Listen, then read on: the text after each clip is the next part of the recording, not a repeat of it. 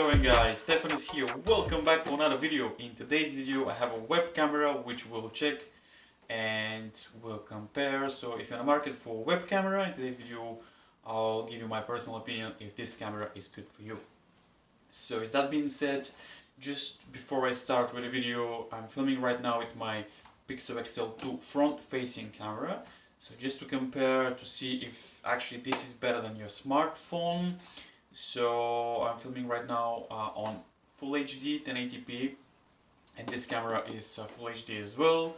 So let's check now a little bit the camera. So it's called Campark, as you can see. So PC1 Full HD video, 120 wide angle lens. So this is gonna give you the wide angle. So if you're in a, let's say, a tight room, or let's say most likely most people buy the web cameras for Zoom calls and for social media. So yeah, so this is the camera Campark PC1 120 wide angle lens. Let's see some of the specifications. So compatible with Windows 7 and above. It's good for Windows, for Mac. Yeah, we'll see if this camera actually is good. So like I mentioned, I'm filming with my phone, so we'll compare. We'll see if this is better than your phone. Okay, so let's see what comes in the box. Pretty simple. It's gonna be just the camera inside. So I will show you now how the camera looks like.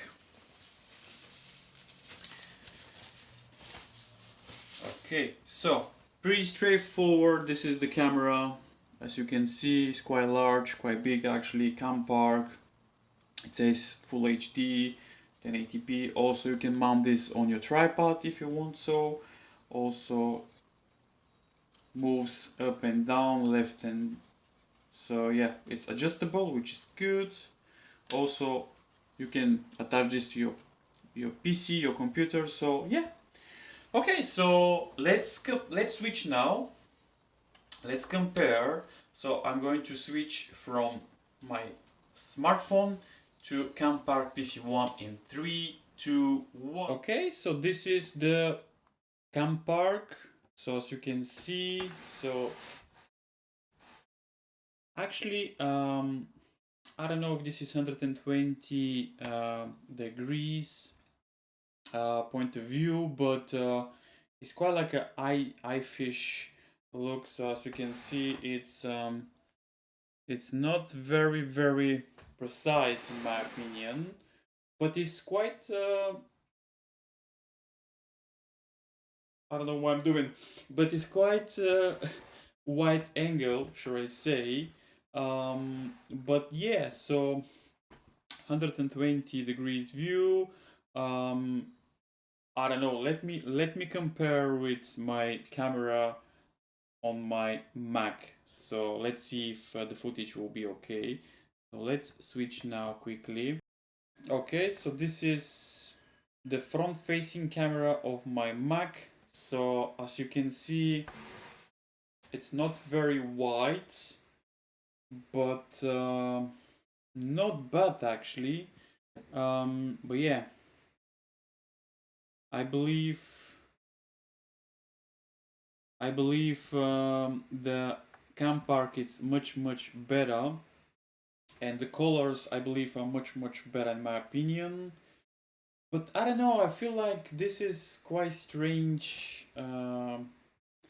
point of view, I believe, and I don't see it properly. So as you can see, the skin is actually, I do like the front-facing camera of my Mac. Looks much natural, but the colors on the Campark is much saturated, I believe.